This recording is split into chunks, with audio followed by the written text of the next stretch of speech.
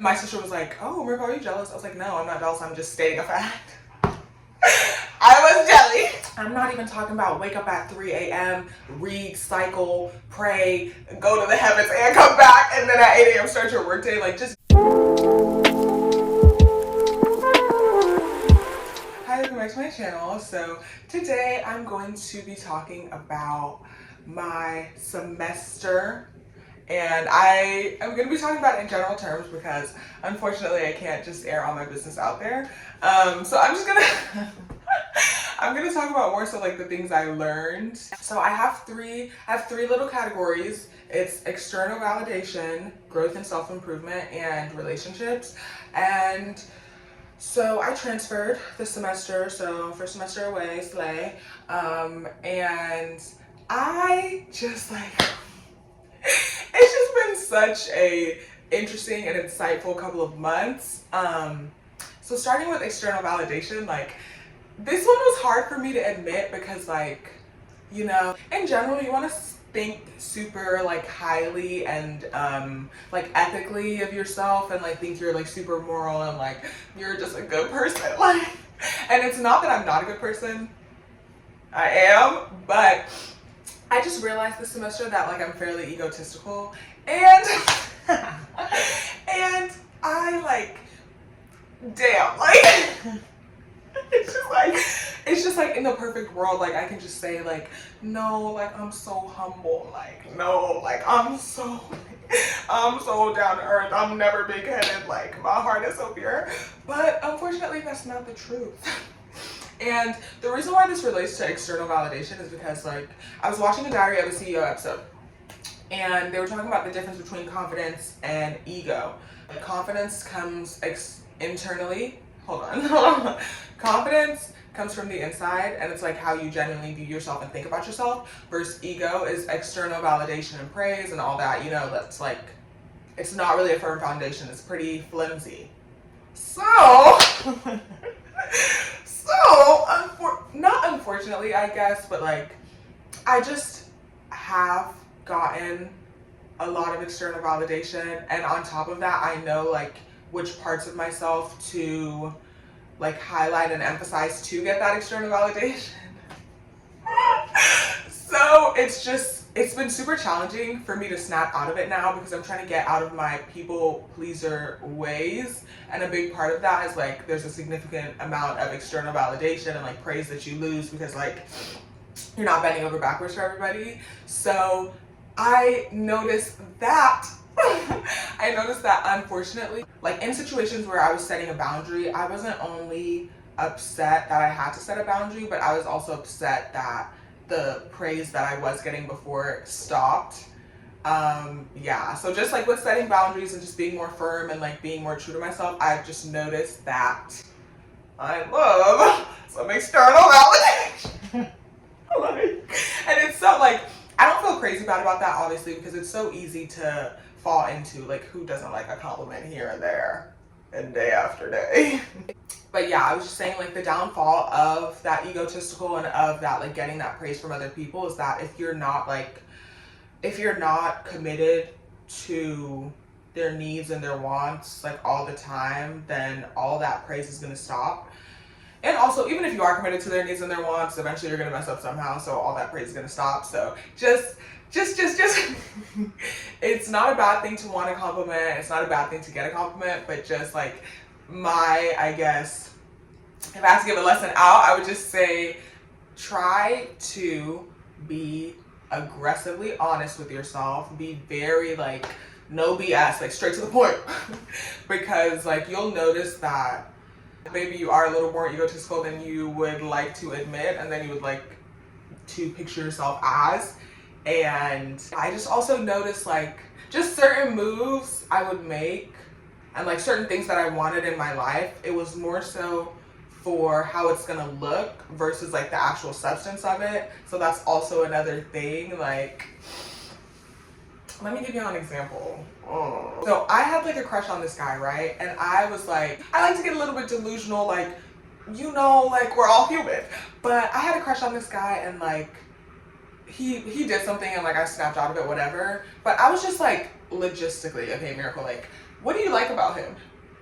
And I had to think, and I had to think for a minute. Like, he's nice, I think, cool, but like, my biggest factor was the physical attraction, which is fair, but to my sister, I was kind of like on this like soap opera box, like, oh my goodness, like, I can't believe like we are not gonna be together. But logistically, like, okay.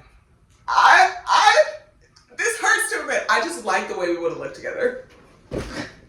The way that it would have presented, I just like the way we would have lived together. Like, sue me, I'm sorry.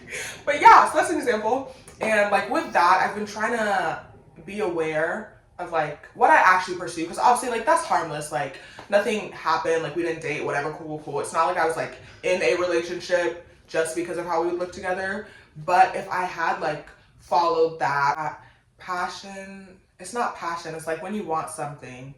I don't know, if I followed that route though, then I would have been in a pickle, and I literally would have been in a situation just because I'm like, oh, like we would look so cute together and blah, blah, blah. And it's like, no, like that is ego. And also I think like ego isn't just you walking in a room being like, I'm better than all y'all, blah, blah, blah. It's also like just you being so hyper focused on like how you're going to be perceived and stuff like that. It's just like you always being outside of yourself, in my opinion. So yeah, this semester I learned I got a ego, and I'm working on it. Slay. Also, I dealt with some jealousy this semester. The reason I had such a challenge coming to terms with the fact that I was jealous was because I've dealt with jealousy kind of like I've dealt with people being jealous of me, and it's always been more than an emotional thing, because jealousy is an emotion and emotions are normal, womp womp, but I've just experienced it a lot of like negative and mean ways. So I don't see jealousy as just jealousy. Like, I see jealousy as like you're running me over, like you're throwing me out the car, like you're doing something crazy, you know what I mean? So like with me being jealous, I was so in denial. I was like, no, I'm not jealous. Why are we jealous? No. Like, I was talking to my sister about somebody, and I was like, oh yeah, and then she got this and this and that, and then she was like, and then my sister was like, oh, Rick, are you jealous? I was like, no, I'm not jealous, I'm just stating a fact. I was jelly. But yeah, it's like, it's normal, it's natural. Like when somebody has something that you want and you don't currently have, it's easy to be jelly. Just that simple. But it's not about being jealous, it's about how you act. And the way that I tried to act, I didn't really like start treating them bad because of that, etc. So that made me feel better about the situation, obviously. And yeah, it's just like it's just a trippy emotion because of all the experiences I've had, and like just all the times that I'm like, you know, like calling my sister, like crying, like, oh, they did this and this and that. So like for the shoe to be on the other foot and for me to be the jealous one, I was just like, oh, no. But also because of my experiences, I kind of developed this resentment towards jealousy. I was just like, oh my goodness, like if you're jealous, like you cannot be a good person because like the way y'all been dogging me out, like I know what jealousy brings. But it's just an emotion. It is what it is. It's not about being jealous, it's about how you treat people. And at the end of the day, like if your character's crap, jealousy wasn't the reason why you did what you did. You did it because you went, hello. So, and also just with external validation, it's always a double-edged sword. It also led me into this like comparison hole that I really couldn't get out of, to where it's just like everything is compared and nothing's good enough. And so like if I got a compliment, okay, cool, but then like y'all give like the next girl a compliment, I'm like, okay, cool, but like what about me? And I noticed that about myself too. Like I noticed that it's not even that I wouldn't get a compliment, like I would get one, but then like the attention would turn to someone else, and I was like, hello? I was like, hello, where y'all at? So that was super interesting. It was just so eye-opening. It was just so eye-opening, like what's going on with me mentally and internally, and I'm just like, is this really me? I'm like, this cannot be me, but it's me. The next little section is what I learned about growth and self-improvement. Transferring, here's the deal.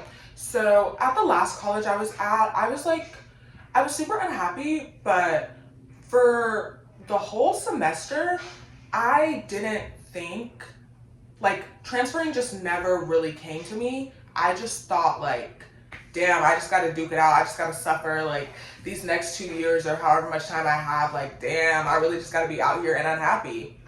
False! It came to me, like, literally at the very end of the semester, like, pretty close to the deadline. And I, like, got all my transfer stuff in and bag secured and I was gone. It just taught me that, like, it just reminded me how much control you have over your situation, and like how much is mental and how much you are not in a certain place because you don't think you can get to a certain place. And obviously, like, I don't know, like, if you're homeless, you just got laid off, please don't please, I'm not saying that's mental, but I'm just saying there's so much control that you have in your life, and there's so much that you can do, and there's so many ways that you can really get proactive and change your life. Even if your life is not going to be completely flipped upside down in a day, like, you can significantly improve, like, your health and your happiness and, like, your surroundings and your friendships and the people you surround yourself. Like, you have control over those things. So I know life happens and, like, life is tricky and blah blah blah, but, like, you do not have to stay in the situation you're in, and that's my motivation. No, I'm kidding. But yeah, and also another thing I was reminding myself of, like, with the jealousy thing, another big factor is, like, feeling like somebody has something that I'm not gonna get, period. So not only do they have it, but, like, they have it and I'm never gonna get it. Oh, womp womp, cry me river. But, like, to overcome that and, like, that whole, like, negative whatever, I just been reminding myself that if somebody has something, then that means it's possible to have it, and that means I'm up next. And that means I need to figure out what they're doing different, how they're getting what they're getting, and maybe I need to get it next. Instead of it being, like, a negative thing, it's more of a, like, really positive thing of, like, at least you don't have to be the freaking trendsetter, like, the first person in the world to get it. Like, somebody has it, it can be done, so you're up next, so don't even play with them. Also, I learned, like, to stop feeling sorry for yourself. Like, there's a difference between giving yourself grace, like, not being too hard on yourself, not, like, downing yourself, versus, like, feeling sorry for yourself and trying to, like, do up, oh, woe is me, like, it just never my turn, like, oh, why is it never my turn? Womp, womp. Nobody cares. Like, I'm so sorry. Like, it's the truth. Like, this is the honest truth. Like, nobody cares even a little bit. So if you want something, if you don't have it, you need to get logistical. You need to figure out how to get it, and you need to get active. And that's real. I was in such a different place than I was last year, and it's really crazy how fast things can change.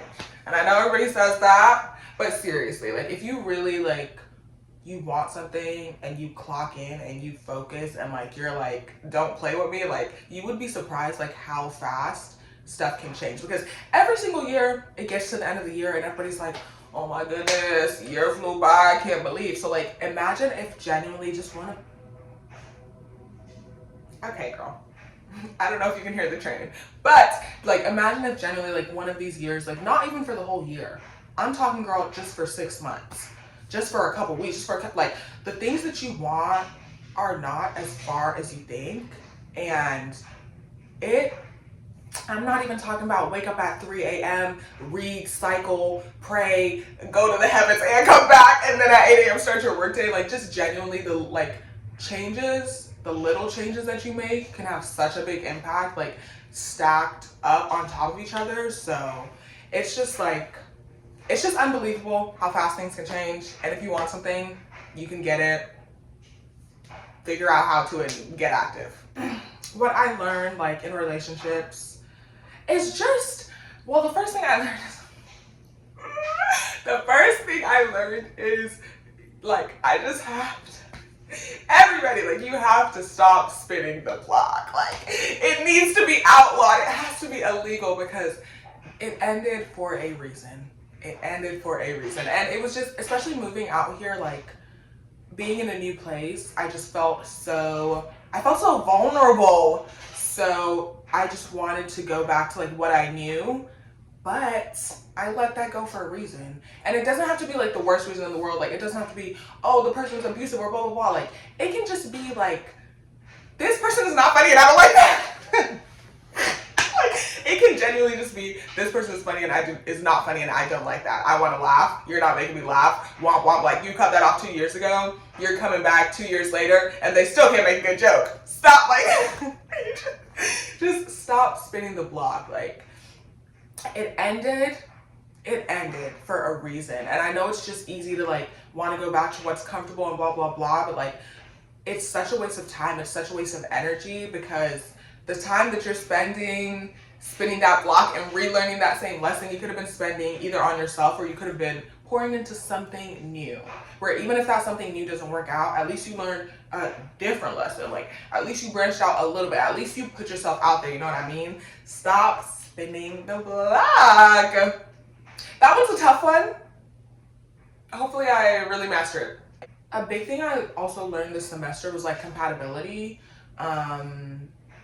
And it's really compatibility over everything. Like compatibility, blah, blah, blah, blah. Compatibility is so important in relationships. Like it's so important to make sure you guys are like on the same page and want the same things and are going in the same direction.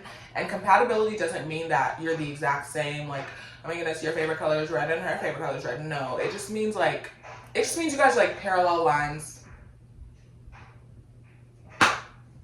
Yeah. But seriously, just like learning what that means logistically, I think is a big thing, because in the past with relationships, like I was just always trying to make it work, and like little things turn into big things, obviously, but what am I saying? I'm about to eat, just give me a second. The little things spiral into big things. So it is better to cut a relationship off when you see those little things that you're like, oh, this is going to be a problem. Like, oh, I know I don't like this. Oh, this is like underwhelming. Every time she do this, I'm like, So, yeah, compatibility is important.